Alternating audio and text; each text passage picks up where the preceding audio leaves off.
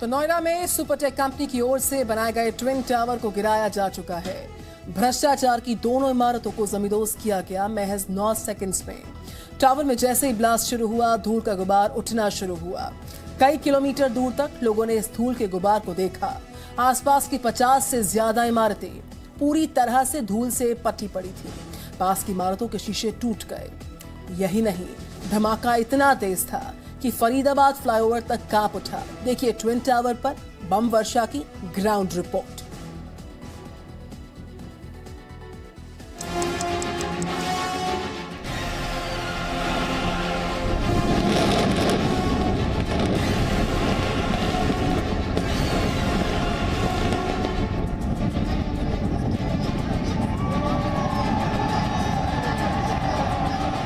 आसमान में ड्रोन उड़ रहे थे, तमाशबीन नजर गड़ाए हुए थे।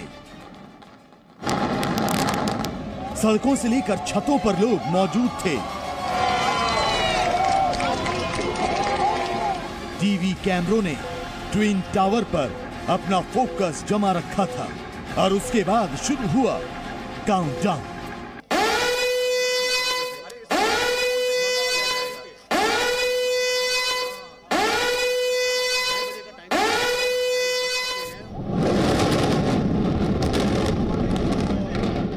सेकंड लगे और भ्रष्टाचार की बुनियाद पर खड़ा ट्विन टावर मलबे में तब्दील हो गया।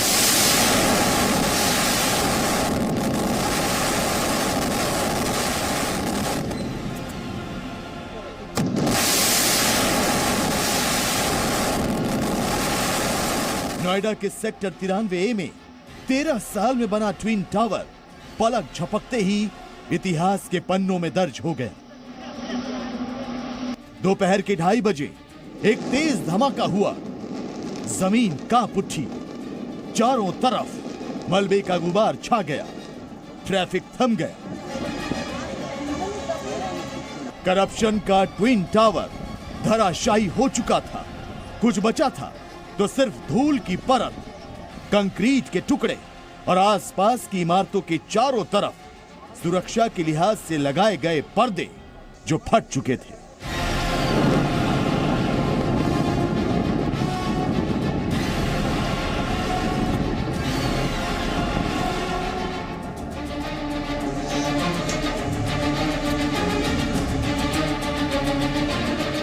जिस शख्स ने एक बटन दबाकर ट्विन टावर को नेस्ते नाबूद कर दिया, उसी की जुबानी सुनिए महाविस्फोट की पूरी कहानी। बिल्कुल, जब मैंने इस होल चार्जिंग का काम किया अपने हाथों से और मेरी टीम के साथ मिलकर मैंने काम किया था, तो मैंने देखा था जो ब्लास्टिंग डिज़ाइंस थे अंकल जो के बनाए हुए और जो जेट डेमोलिशन वालों का वर्किंग स्टाइल था और जो ब्लास्टिंग डिज़ाइन, ब्लास्टिंग की प्लानिंग थी, उससे I was very much confident कि जो हम चाहते हैं बिल्डिंग वहीं फॉल करेगी, उसी हिसाब से फॉल करेगी। करप्शन टावर पर बम वर्षा के बाद नोएडा अथॉरिटी ने साफ सफाई का काम शुरू किया।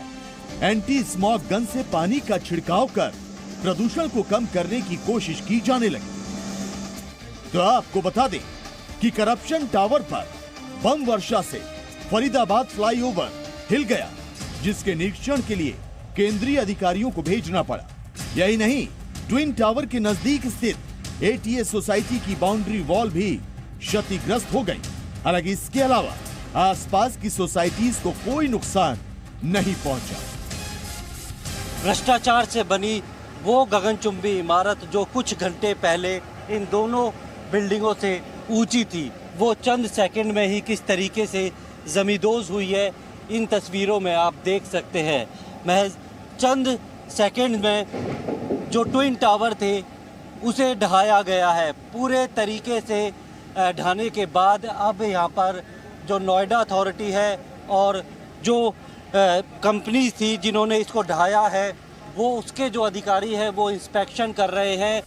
आपके जहन में भी ये सवाल होंगे कि ट्विन टावर को कैसे गिराया गया, कितना बारूद इस्तेमाल किया गया, कितने विशेषज्ञों ने इस महाविस्फोट को अंजाम दिया। तो आपको बता दें कि दोनों टावरों के पिलर में 9,642 छेद किए गए, जिनमें 3,700 किलोग्राम बारूद भरा गया।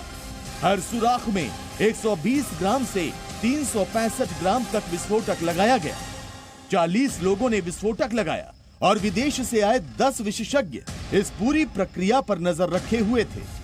एपेक्स और सियान टावर में 2-2 विस्फोट हुए। सियान टावर में पहला विस्फोट, जबकि एपेक्स में दूसरा विस्फोट किया गया। रिमोट के जरिए बटन दबाकर इमारत को जमींदोज कर दिया गया। इनसे करीब 88,000 टन मलबा निकलने की संभावना है, जिसे हटाने में 3 महीने का समय लग जाएगा।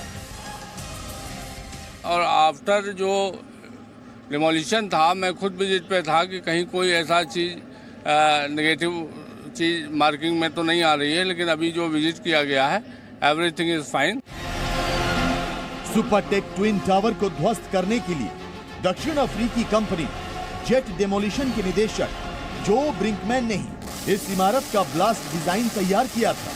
उन्हें इस क्षेत्र में करीब 40 वर्षों का अनुभव है।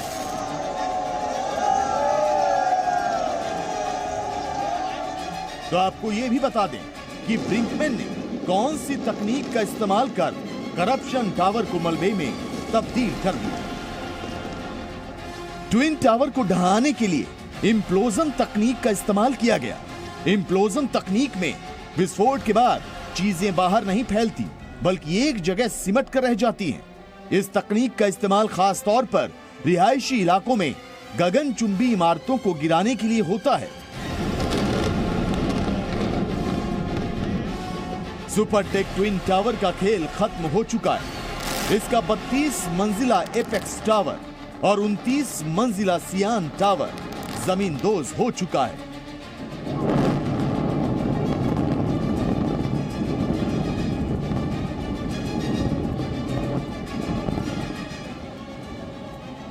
सिर्फ मलबा बचा है। भ्रष्टाचार की वो कहानी बची है जिससे करोड़ों का नुकसान हुआ, हजारों लोग परेशान हुए।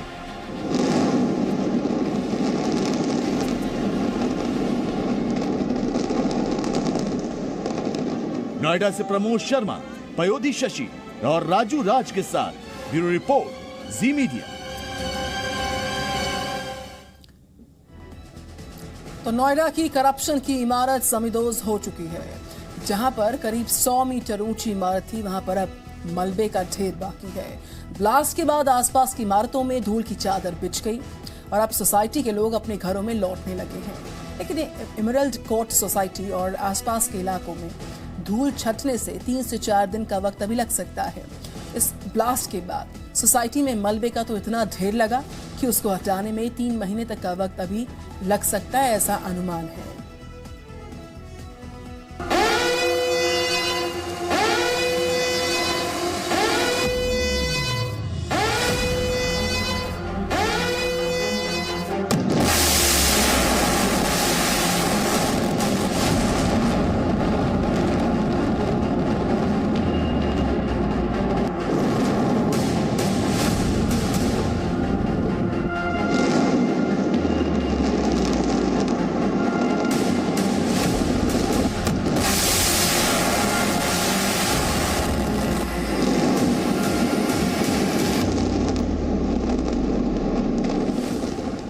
तय समय पर सायरन बजने के साथ ही विस्फोट हुआ और कुछ ही सेकंड में सुपरटेक ट्विन टावर इतिहास बन गए। महज 9 सेकंड में करप्शन की ये इमारत जमींदोज हो गई।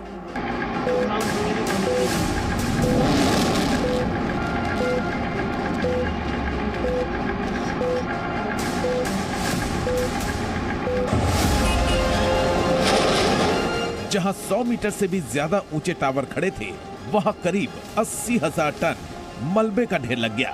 जिस इमारत को बनाने में वर्षों लगे, वो महज कुछ सेकंड में धराशायी हो गई।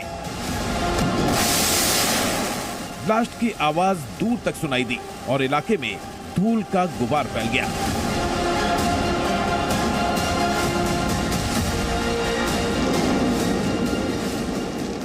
दोनों गगनचुंबी इमारत ताश के पत्तों की तरह बिखर गई।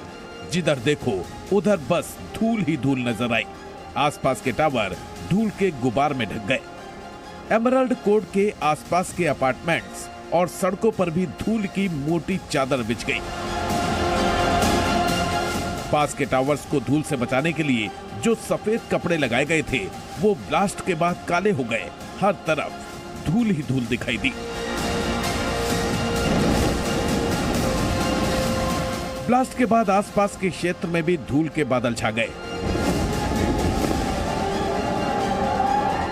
आसपास जमा हुए धूल के कणों को स्थिर करने के लिए पानी का छिड़काव किया गया। एंटी स्मॉग गन का भी इस्तेमाल किया गया।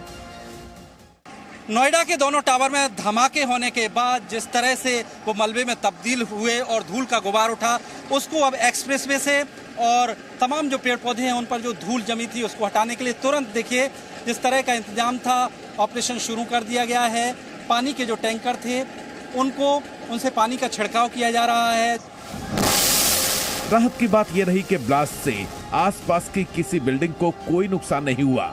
घनी आबादी के बीचों बीच बने दोनों टावर अपनी जगह पर ही जमींदोज हो गए और केवल धूल का गुबार ही नजदीकी इमारतों तक पहुंचा।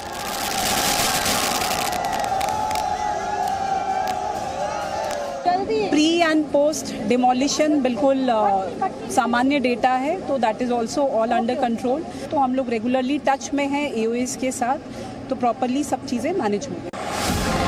भ्रष्टाचार की इस इमारत के खिलाफ एमराल्ड कोर्ट के निवासियों ने लंबी कानूनी लड़ाई लड़ी। सुप्रीम कोर्ट के आदेश के बाद करप्शन का टावर गिराने का रास्ता साफ हुआ।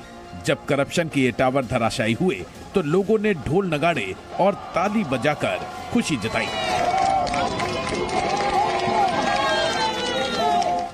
ट्विन टावर के इतिहास बनने और आसपास के इमारतों को कोई नुकसान न होने की खबर सामने आने के बाद एमराल्ड कोर्ट के निवासियों ने राहत की सांस ली। बहुत खुश है, मतलब मन मयूर नाचने लगा। उस टाइम तो दिल ऐसे ठक ठक ठक कर रहा था। ये मैसेज आ गया, मैसेज आ गया, कोई डर नहीं है, सारा कुछ सेफ है, सब सेफ है। एटीएस भी सेफ है, एमराल्ड कोर्ट भी सेफ है। हमारा कहना ये है जो भी हुआ भ्रष्टाचार का अंत तो हुआ ही है ना। ऐसे ही हमारा भी 3 जगह पैसा लगा हुआ है, तो हम भी चाहते हैं उनको भी ऐसी हो। अभी सब जो भी हमारे पास इन्फॉर्मेशन आ रही है, हमारे क्लोज रेजिडेंट्स हमारे ग्रुप के RW से हैं, everything is normal. I think it has been जो हमारे टावर्स गिरे हैं वो एज पर प्लान गिरे हैं। दरअसल ट्विन टावर को जमींदोज करने से पहले ही आसपास के टावर्स को खाली करा लिया गया था। टावर में रह रहे करीब 7000 लोगों को दूसरी जगह जाने के लिए कहा गया था। PNG और बिजली की सप्लाई काट दी गई थी। एहतियातन एक्सप्रेसवे और आसपास की सड़कों पर गाड़ियों की आवाजाही रोक दी गई थी। इस कारण इलाके में भारी ट्रैफिक जाम देखा गया। ट्विन टावर के मलबे में तब्दील होने और सुरक्षा जांच के बाद एमराल्ड कोर्ट के निवासी अपने घरों में लौटने शुरू हो गए हैं। हालांकि धूल का गुबार अगले 3 से 4 दिनों तक लोगों को परेशान कर सकता है।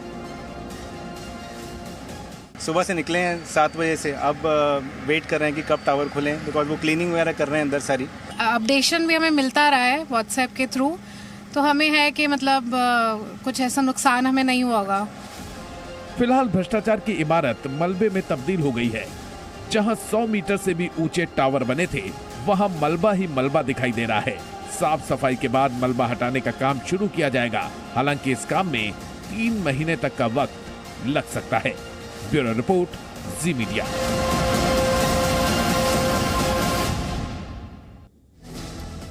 तो करप्शन की इस इमारत के निर्माण में करीब 13 साल का वक्त लगा, लेकिन महज 9 सेकंड्स में इसको मलबे में बदला गया। करीब 70 करोड़ की लागत से बने इन टावर्स को गिराने में 21 करोड़ का खर्चा आया। अब इमारत के जमींदोज होने के बाद न सिर्फ सैकड़ों परिवारों का घर पाने का सपना टूटा है, बल्कि सुपरटेक बिल्डर्स को भी काफी नुकसान पहुंचा है।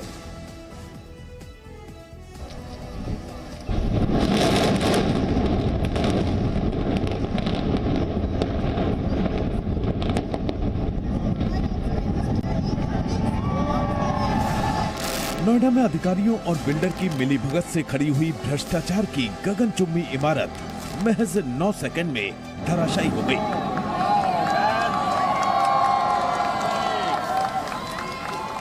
दरअसल इन इमारतों को नियमों की धज्जियां उड़ाकर बनाया गया था। ट्विन टावर से सटी एमराल्ड कोर्ट सोसाइटी के लोग मामले को अदालत तक ले गए। सुप्रीम कोर्ट तक लंबी लड़ाई चली।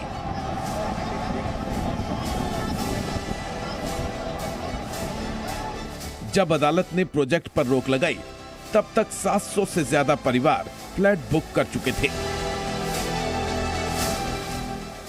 सुप्रीम कोर्ट के आदेश के बाद ट्विन टावर मलबे में तब्दील हो गए हैं। अब यूपी के अपर मुख्य सचिव गृह अवनीश अवस्थी इसे नजीर बता रहे हैं। कह रहे हैं कि कानून से ऊपर कोई नहीं है।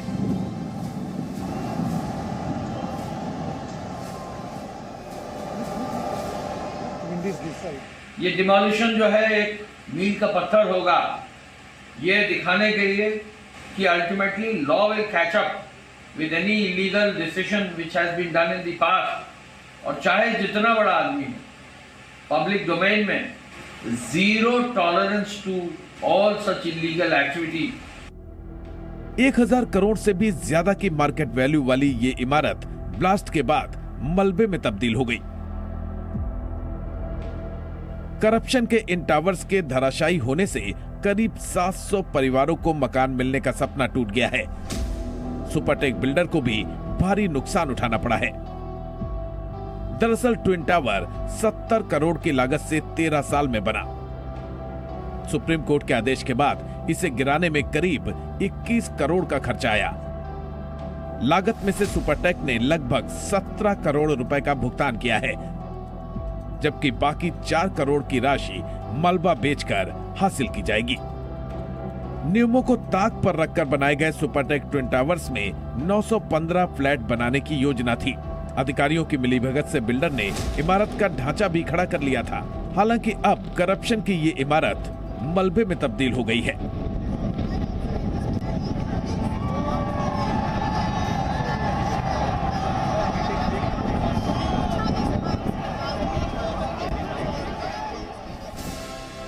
रियल एस्टेट के जानकारों के मुताबिक जिस इलाके में ये टावर्स बनाए गए थे, वहां प्रॉपर्टी की वैल्यू फिलहाल 10,000 रुपए प्रति वर्ग फीट है। इस हिसाब से जमींदोज हो चुके ट्विन टावर्स की वैल्यू 1000 करोड़ रुपए के पार पहुंच जाती है। हालांकि कानूनी मुकदमेबाजियों के कारण इन दोनों टावर की वैल्यू पर असर पड़ा। फिर भी इनकी मौजूदा वैल्यू 800 से 900 करोड़ रुपए के बीच थी। जानकारी के मुताबिक ट्विन टावर के 915 फ्लैट्स में से 700 से ज्यादा बुक किए गए थे। कंपनी ने होम बायर्स से करीब 180 करोड़ रुपए इकट्ठा किए थे। सुप्रीम कोर्ट ने कंपनी को इन लोगों के पैसे 12% ब्याज के साथ लौटाने को कहा था। हालांकि पैसे लौटाने की तारीख 31 मार्च के बीतने के बाद भी कई होम बायर्स को रिफंड नहीं मिल पाया है। ब्यूरो रिपोर्ट, जी मीडिया।